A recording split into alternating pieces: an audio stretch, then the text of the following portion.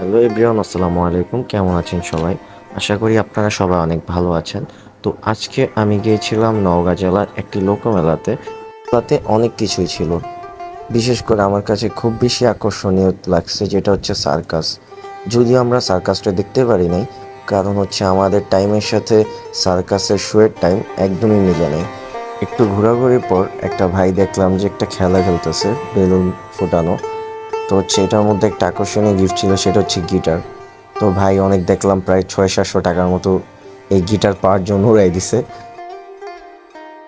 তো যে এক সিরিয়ালে যে কোনো 6টা বেলুন ফুটাইতে হবে, যদি ফুটাইতে পারে তাহলে হচ্ছে গিটার তার হয়ে যাবে। তা আমরা একটু চেষ্টা করে দেখলাম যে আসলে আমরা কয়টা ফুটাইতে পারি। আশিক এত চেষ্টার পরে মাত্র 2টা ফুটাইতে পারছে।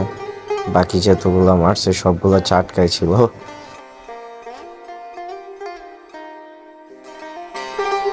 ওকে সান্ত্বনা পুরস্কার হিসাবে একটা চকলেট হাতে ধরাই দিছে।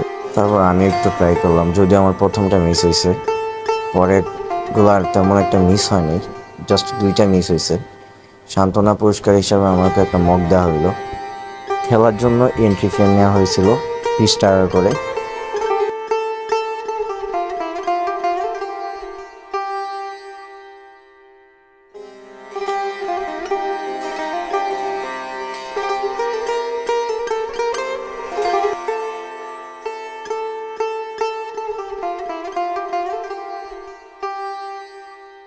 এই মেলাতে আপনি দৈনন্দিন জীবনের প্রয়োজনীয় আসবাবপত্র খুব অল্প টাকার মধ্যে কিনতে পারবেন।